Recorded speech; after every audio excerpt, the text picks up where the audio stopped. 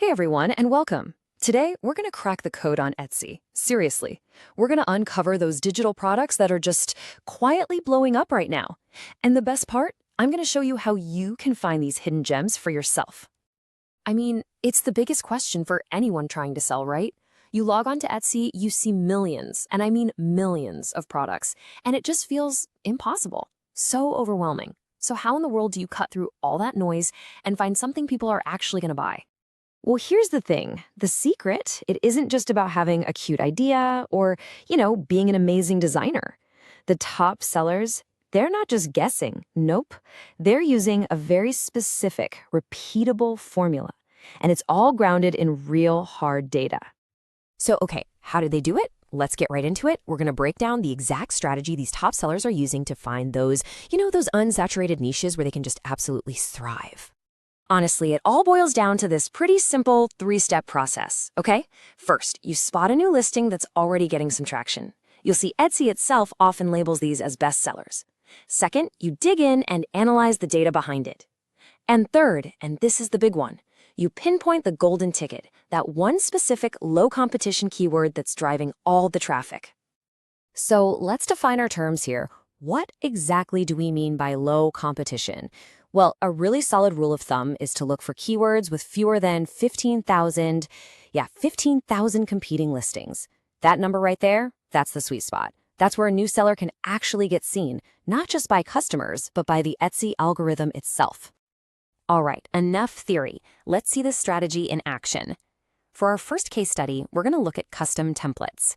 These are products designed to solve a really specific problem for someone, helping them get organized. Okay, get ready for this because this is wild. A brand new listing for an editable cleaning checklist sold 44 times in one day. A single day. You have to ask yourself, how on earth did they manage that?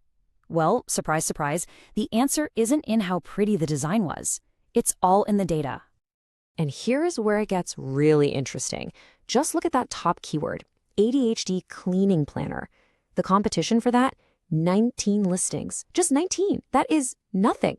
And the keyword score, which basically tells you how high the demand is sky high at 240. See what happened here?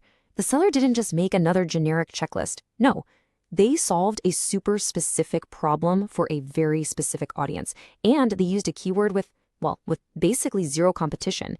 That right there is the secret sauce. And this wasn't some one-off fluke either. Check this out.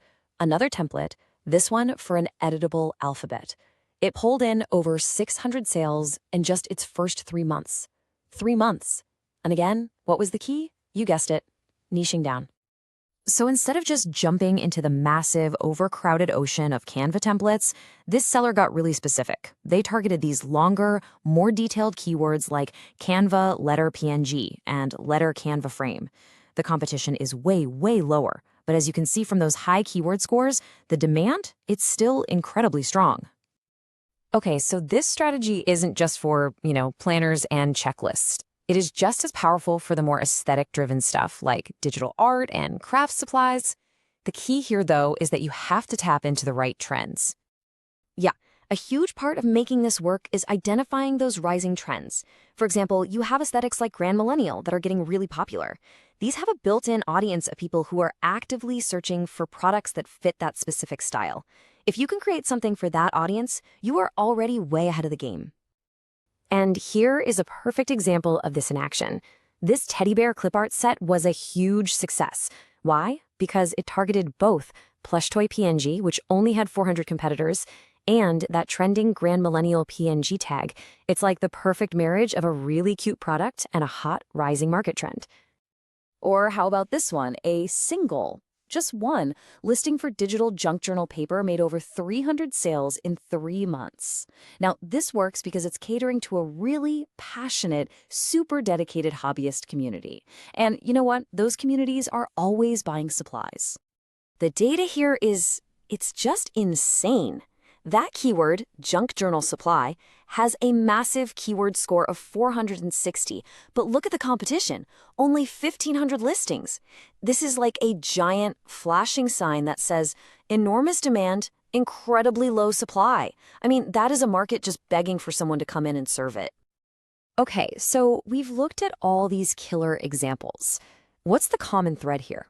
What do they all have in common? Let's connect the dots and really lay out the winning formula. It seems like 4 key principles really stand out. Number 1, solve a very specific problem. Number 2, target a trending aesthetic. 3, niche down inside of a huge already existing category. And number 4, combine a few popular elements to create something totally new and exciting. Think of these as the 4 pillars of a winning digital product. So there you have it. You've seen the strategy, you've seen the proof, you know the principles. Really, the only thing left to do is to take these insights and put them into action.